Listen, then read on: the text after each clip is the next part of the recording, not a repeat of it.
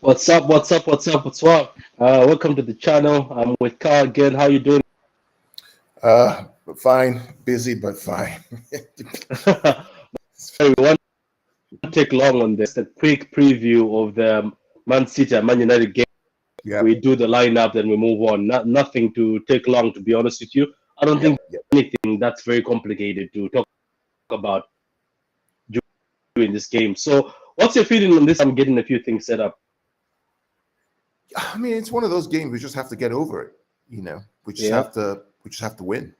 You know, the good thing is that because we won at Everton, there's less pressure on us to win this game because we can still have the gap. And then we finished all the big boys games. We played all the big six. You know, we have, haven't we? I think you said that we are the only ones who played big boys home and away. Yeah, we've done. It's all done. Meanwhile, you know, Liverpool still have to play Arsenal, still have to play Tottenham, still have to play United, still have to play West Ham. They still have to play everybody. They still have to play us. They still have to play us. So they have to still play United, by the way. They also have to play United again for the second time. They have to play Wolves. They have to play almost everybody in the top half of the table. You know, they have to play Southampton away. So them guys. We also got Southampton away in the FA Cup. How do you feel about that? They'll twerk for them, right? Or for us? I mean, FA Cup. Yeah, well, yeah, you're right about that. They're going to twerk, like if Southampton play Liverpool, they're going to twerk for them the same way they do twerk for them when they're playing them. When they're in the transfer market with them, they always cater for Southampton for Liverpool. Southampton always caters for Liverpool. Yeah. Okay, so look, everybody twerk for Liverpool, right? That's how it is, right? They come against it, they play like they run, you know, they sit that deep for us, you know, but they twerk for Liverpool. It's that's how it is. So we have to just make sure we take care of business. Yeah, so look, it's going to Man City versus Man United. This is the second leg. The first leg, we beat them, I believe, 1-0. It was 2-0, isn't it? Oh, 2-0. Yeah, I thought it was 1-0. That was Chelsea. But this is also a game where Pep said we put the ball in the fridge, isn't it? This was the game where he said that. This was the game we put the ball in the fridge. Okay, correct. So, guys, look, these are the recent meetings between. I'm going to start off with the form. So that's the form, Carl, so far. Since Sir Ragnick, who is the godfather of football, took over, they drew against Southampton, they beat Brentford. No, that's actually us. What am I talking about? They drew against Burnley, they drew against Southampton, they beat Brighton, they beat Leeds United, and then they drew against Watford. That's the last game. We drew against Southampton, we beat Brentford, we beat Norwich, and then we lost to Spurs. Then we won against Everton 1-0. So that's the form that everybody's coming into. So looking at that, how do you see this game going? Based on what you're looking at. First of all, it's a derby, so you can never predict what's going to end up happening. But if the form guide is correct, look at the games that United have played are teams in the bottom half of the table, right? Yeah. You see Watford 0-0. You see Leeds, who can't even smell a win, you know, with at 16th or 17th with 4-2. That team is dusted. The only team that is in the top half that's doing well is Southampton, and they got a draw, and then Burnley, bottom of the table, again another draw. So yeah, look at what we played, right? I mean, we played. You scroll down if you don't mind. We played, Everton, which are difficult. Spurs are always difficult. Some for us. Norwich are not hard. Brentford put up a fight and Southampton. So, we should get over the line, all things being equal. Yeah, we should definitely. Look, for me, this is an important game for both. I don't know if you know this. Do you know in the past when we've played United, majority of the time, even the times when they have beaten us, we've never played them in the second leg when things are needed, like it's important. I don't know if you understand where I'm coming from. Every time we play United, it's as if the league is already won. Even if we play, even that time when they say, "Oh, we stopped you from winning the league fast. It doesn't matter. The Yeah, league was already known that it's cities. the only time I can remember was the 1-0 company header. Remember that one in the Yeah. 2012-2013 season where company's 1-0 header basically helped us get over the line because that kind of opened up, made us at par, I think, with them or ahead of them. I'm not quite sure, but that was a crucial game that we had to win. Yeah, I you're look right at about Guardiola. that. We've never really had a time where it's because it's so crucial. The impact on us is catastrophic. It's never been that way. And I think the same way again tomorrow. Is it a must win? No. No, Is this it a is this must is not this is lose? a Sunday one. Yeah. Okay, cool. So you know what, Carl? Before we move on to look at more things, I'm just going to read the comments and welcome people. Yep. Sure. Go Ryan, ahead. go City. Ryan, City, go. How you doing, man? Let's beat United and make Manchester blue. Manchester's always been blue, Ryan. But you're right. Let's make sure we put the last stamp on like last nail on the coffin, as they may say. Ryan says we haven't. We haven't beaten Southampton this season, so not an easy draw, but I think we will edge it 2-1 against Southampton. I think if the boys really want this, they really want the FA Cup, I'm pretty sure they do. I think it's not going to be easy as before for Southampton. Yes, they have given us trouble in few matches, but I think this is going to be a very difficult game for them too. But good comment there, Ryan. Daniel, welcome, Daniel. Welcome as always. I hope you're having a lovely day. Manchester has only one color. Just look up the sky to find out. Sky blue, Common City. Common City, indeed. Ryan again says we are in way better form than United. Yes, we're in better form, but as Carl just stated, Ryan, this is a derby. You never know what happens in a derby. You've seen people teams that are small, like even Fulham, when they play a big team and it's a derby for them, you find they're winning. You never know how it's going to go. It's all about whoever wants it more. Um, Ryan says anything can happen in the Manchester derby, but I am confident we will win on Sunday. And you have to be confident. Yeah, we're also confident too. We also have to be. We also, me and Carl are always confident. Carl has never been not confident. So Carl, we're going to look at our games in the past. You said this is a derby. I'm gonna start off from Well, 2019. I mean, before we do the predictions, I know I have to run real quick. I mean, I Yeah, think go ahead. let's talk about how we think United are going to play. Oh, that's great. Yeah. So there are two options that United are going to employ. United Mm, will either play a 4-2-3-1, yeah. right, which means that they're going to have a back four, two holding midfielders to protect the back four. They're going to have a number 10 in Bruno, number Yeah. 9 in Ronaldo, and then wingers with Sancho and maybe Rashford or Sancho and somebody else, right? That's how Mm, they're going to basically play, right? The holding midfielders will be Fred and McTominay, or Matic and McTominay, or Matic and Fred. That's how they're basically going to play with Dallo and Shaw, then either Varane and Maguire or Varane and Lindelof. That's how they're going to play. Their goal is going to be to try to with that 4-2-3-1, is trying to use the flanks, the wings, to get at our fullbacks and across the ball to Ronaldo to try and hit the ball in the goal. That's what they're going to try and do, or use Bruno to do that. So lots of long game, lots of long balls, lots of transition balls. The other alternative for them to do is to play a 4-2-2-2, right? Which is basically that high pressing game that Southampton like to play. So closing down in, being aggressive, trying to press high. The problem with playing the 4-2-2 for United is because they don't have the energy to do that. And if you play a 4-2-2-2 system, all we do is just move the ball out to the wide areas, which scatters the 4-2-2 because then they're going to become scattered. And we'll use the flanks and the wings to basically dominate them. So I think he's going to play 4-2-3-1. I think he's going to play Ronaldo. Hey, Michael. He's going to play 4-2-3-1. That's what he thinks he's going to try and do, and then counter-attack us if he can. For us, I think that's what they're going to try and do. I'll let you guys talk while I. Does that make sense? Am I making sense, Patrick? Michael? Hmm? Hold on. I'm trying to fix my camera. Y'all seen me good? See you well. Y'all seen me good? I mean, good? Yep. Okay. Patrick, are you there? You're frozen, Patrick. Oh, he's frozen. Patrick is frozen. Oh no, he's mute. You're mute. You're mute. Your mic No, is mute. he's Oh, frozen. no. Sorry about that. We can see you, Mikey. I'm not frozen. Okay. Michael, would you mind? Is the TV in the back playing anything? Because if he plays something, it's a copyright. Oh no. My son have the PlayStation on.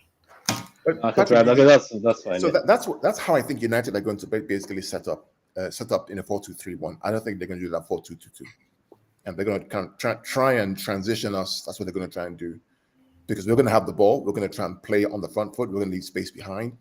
The question is, can Sancho and probably Rashford, left and right, get behind our fullbacks to create the chance for Ronaldo to head the ball in the goal?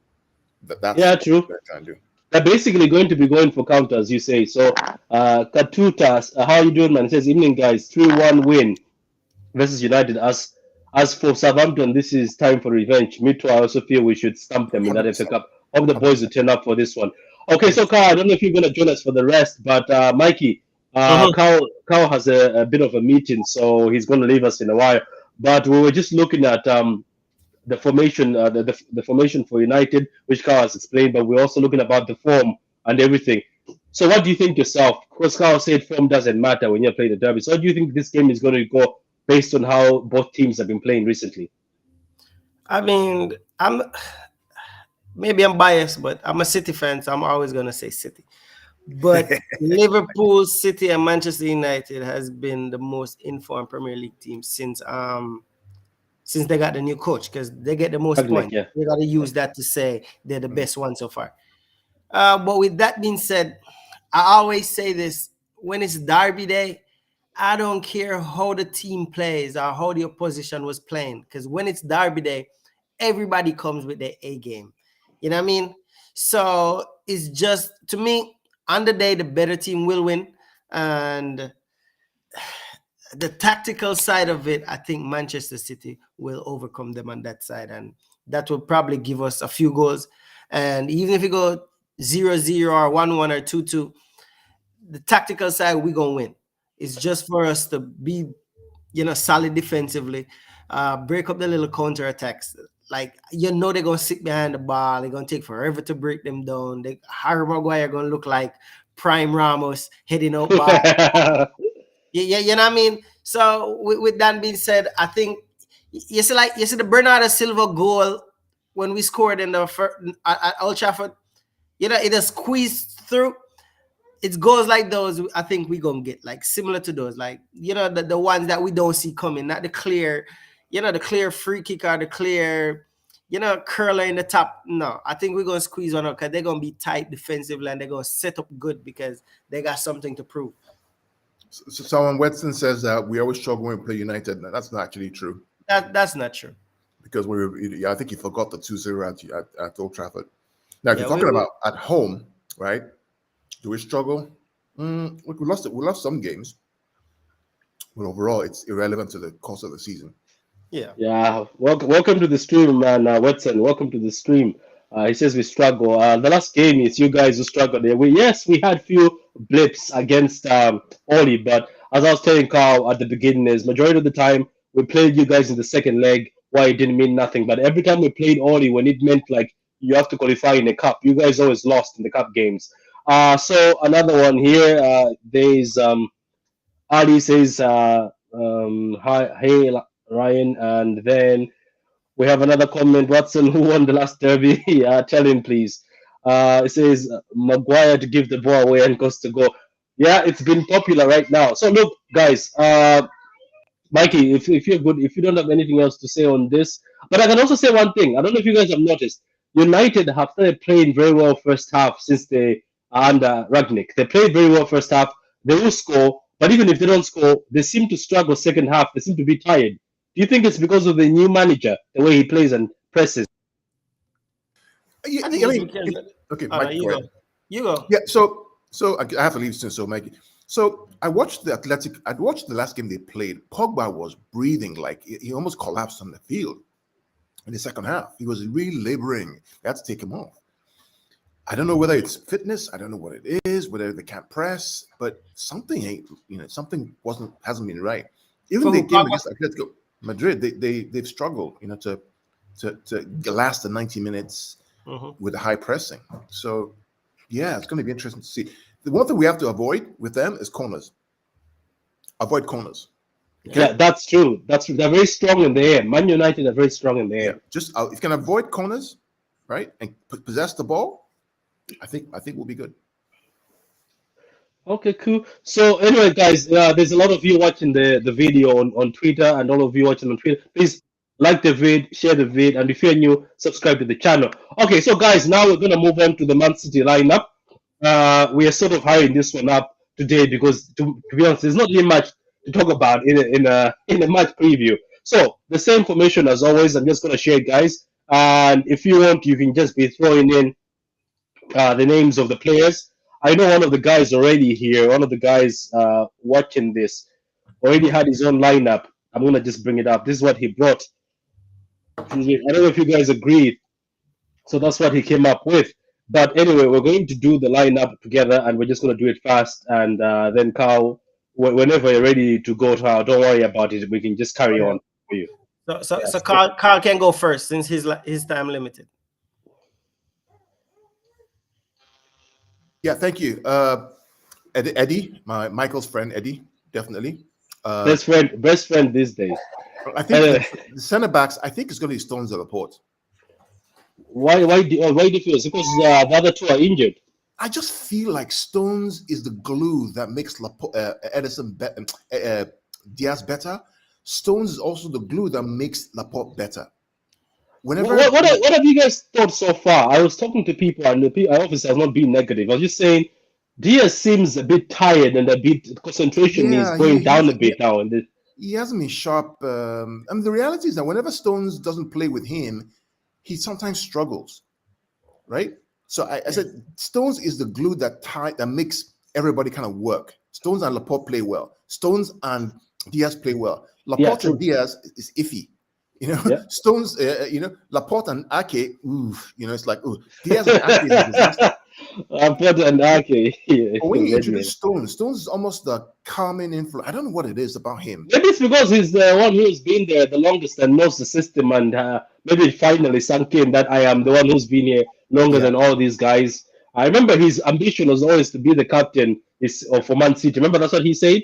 Captain of Man City and captain of the backline. So maybe he's like, you know what, I have to step up. That's why he's been stepping up, which I think he deserves it, because those captain shouts. Remember when he was on fire before he got injured? Everybody was like, "Yeah, Captain Stones." Until obviously he got injured and came back again and never got a slip. Okay, so what about the left? Do you go for Zinchenko or you go back to Cancelo? I'm going to Joao Cancelo. Just him and why not Zinchenko for this one? Zinchenko distracted mentally. Yeah, distracted. I mean, it's not easy. It's not easy at all for this game. Even the last game was a little rusty. You know, let him chill for a little bit. Let him play on Wednesday or Wednesday. You know, in Champions League. Okay, so what about defensive midfielder? Do you go for Fernandinho or you? No, let me do the back line. Then let Michael do mid and because I have to run now. So I'm just going to do Walker right. Walker, okay. Oh yeah. Yeah. And then I'll catch you guys. I'll watch you guys. Because I have to run now to go. Right. I'll watch. No, go ahead, man. We weren't gonna stay for long. After this, we just do my score prediction. 3-1 City. Okay, grand. Okay, cool. Okay, thank you very much, Carl, man. Enjoy the meeting. All right, Carl. Yeah. Cool. So, Mikey, now are we going for Rodri or we're going for your hero Fernandinho? No, Rodri. I'm going with the most consistent middle. They haven't Rodri, Kevin De Bruyne, and Bernardo Silva. Somebody in the comments says Fernandinho, no. Stop. Yeah. We are Ryan. I think we're also going for a similar lineup with you. I'll be so interested to see what Mikey decides in the front, but we might give you one of the front. That's my lineup right there, where Ryan did. Ryan did lineup. Ryan, it looks like your lineup and Mikey's are the same. So similar because the middle is Bernardo and Kevin De Bruyne in midfield haven't lost a game this season. I think they only dropped points against Southampton when they drew, but every other game they played in the middle they won. I mean, against Tottenham we lost, but it wasn't Kevin De Bruyne and Bernardo in the middle. Bernardo Silva was playing the first press up in the far. Yeah, it was more of there's one in the Gundo one, isn't it? Here's not. Listen, this is not last season, okay? I don't like the fact people always to bring in last season into the equation. This is this season. Kevin De Bruyne and Bernardo Silva in midfield this season has been exceptional. Okay, so there's no debate about it. I'm not playing down Gundogan that he can't have an impact, but for the betterment of the team, especially in big games like this, it was Bernardo Silva and Kevin De Bruyne who dominated the Chelsea game when we saw them off. You know what I mean? In the middle of the park. And we played against Liverpool. It was Bernardo and Kevin De Bruyne in the middle running the show, with Bernardo giving the glimpse of all his gliding ability on the ball. So is this the most, for this season so far, this is the most balanced, I mean, like defensively and going forward? Because there's a question for you from Red Devil Studio. Please, Mikey, be careful. Red Devil Studio does this purposely. I ain't gonna let the devil trick me, okay? Red Devil Studio, nice try. Don't try that. I know what you're trying to do, Red Devil Studio. Nah. Let me ask you yourself, do you think Man United are going to win the quadruple? Or maybe because you're already out of the other cups now, it's too late. Or you're going to win the double, the Champions League and the Premier League. So here's another comment here. If Jesus start up front, I will be out with it. He will twist and turn the life of Maguire. Are you joking or he's being serious? No, he's very hard working though. Jesus is needed. Nah, Jesus only start if everybody else is injured. Not right now. Jesus got to stay on the bench. He can't come on in the second half and apply some pressure and some more hard pressure. Yeah, Red Devil Studio is laughing. Okay, cool. So what's the front? Who's going to play at the right-hand side and who's going to play at the left and who's playing down the middle? All right, so I have Foden falls 9. How have you seen Foden as a false 9? Do you think what people are saying is right? Where people say it's not using the best of his abilities, his best is at the left-hand side. Yeah, but look at it. Over all the games we played and all the lineups we've made this season, Sterling left, Foden central playing the false 9, and Mahrez right is the most consistent front 3. You know what I mean? So yeah, he doesn't have the flair and direct impact like when he's on the left. But between the three, looking at everybody right now, this in all the teams he played and all the 11 Pep Guardiola put out, this is the 11 with the most result and the most consistent wins. So it is. And just before we move on to the predictions, how do you feel about Riyad Mahrez always being dropped and coming off the bench instead of starting games when he's our top goal scorer and the one in front? I have another perspective for that. I don't think Riyad Mahrez is being dropped based on how I see the Twitter and all the Manchester City fans lamenting about it. I don't think that's the case. Just like how you see Diaz look jet lag or tired or distracted. He's not consistent. You know, and the prime are very sharp enough. Other words, sharp enough is the right word. It's the same thing with Mahrez. Mahrez has been playing a lot of minutes. He traveled to Africa, played out, even though they never went all the way. Pep gave him a week off. Pep has to manage the player minutes really well, because Pep know we have other players can fill the gap, and Mahrez is very key going onwards. You know what I mean? Yep. And in the Tottenham game, Pep never thought we would play that badly because the entire team was this man. There was no one player you can single out and be like, oh, they played really well. You know what I mean?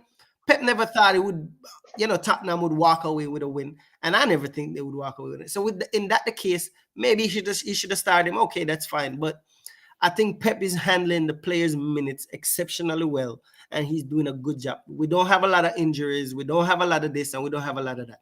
The players are ready to go forward, and him leaving Mahrez out of one game, come on. Mahrez had played how many games key consistent and we won? Ain't nobody talking about that. Everybody talking about the one game he was on the bench. Come on. I can't see it like that. I can't look at it like that, because he played key games come right up to when he was bench. You get what I'm saying? Yeah, true, so you can't score all the 17 goals if you're playing a lot of games. Exactly. It's not like he came on and as a sub and score goals. That's not what he did. Because he started, played games, win games, and all of that. So yeah, you got to look at the other side. The players got to play a certain amount of minutes, and it's the coach decision to look at the future also. and be like analyze a game and be like, hey, we have enough players can fill the gap while we can give Mahrez a 30-minute game. So we're gonna bench him and bring him on in the 78th minute or 68th minute. You know what I mean? Stuff like that. So that put less pressure and less minutes on the players and the academics. I mean, yearly scale or whatever, or how many minutes they should play a month. Okay, great. Okay, cool. So, guys, that's the lineup that Mike and Carl, aka Gundorian on Twitter, came up with. It's Edison, Go, Laporte, and Stones as the two defenders. A lot of people believe that Stones is the reason why most of these defenders do great. I think it's true because when he plays with Maguire in England, Maguire performs very well. Cancelo be at the left, Walker be at the right, Rodri down the middle, and Bernardo Silva and De Bruyne, because they haven't lost a lot of games this season. They've actually been carrying us this season. Foden as first nine because Mikey says he's very good. I also believe he's very good. He's good at sniffing certain chances. Raheem, who has been in great form and has actually been playing good, regardless. Sometimes he doesn't score. He's actually been playing good. And Mahrez, who's our top goal scorer this season with 17 goals. So, Mr. Michael, before we close up, I'd like to thank everybody also who's watching. Please like the vid, guys. Like the vid, and subscribe to the channel if you haven't subscribed yet. Let me just read this. I think Man City will win the double this season, the Premier League and the FA Cup. Champions League, I'm not sure on that. And then Red Devil comes again with troll, with being a troll. Nah, Pat, your favorites for the treble minimum. Nah, there's no treble minimum. There's no such thing. Somebody says Liverpool are bloody annoying. Yeah, they are. They annoy a lot of people. One last comment. Foden and Raheem will be fired up to show Rashford and Sancho what's up. Can I ask something? Am I the only? Did Foden play in the last one? Foden usually doesn't play a lot in the derbies, isn't it?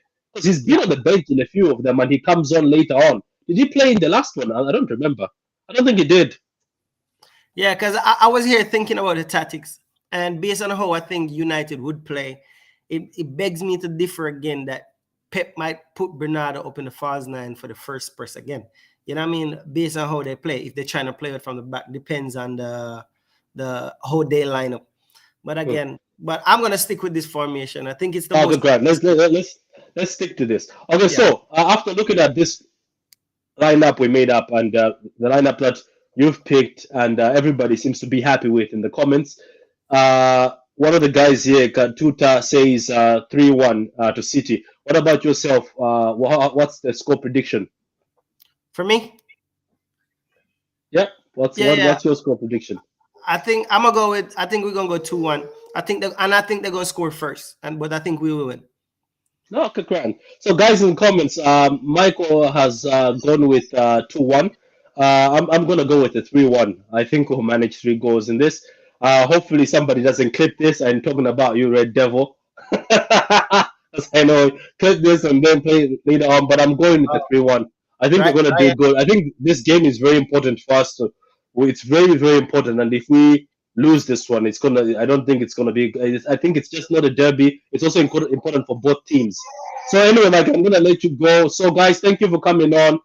Michael, as always, a pleasure. Thank you for coming on. Hopefully, we might do the post match if we are both free.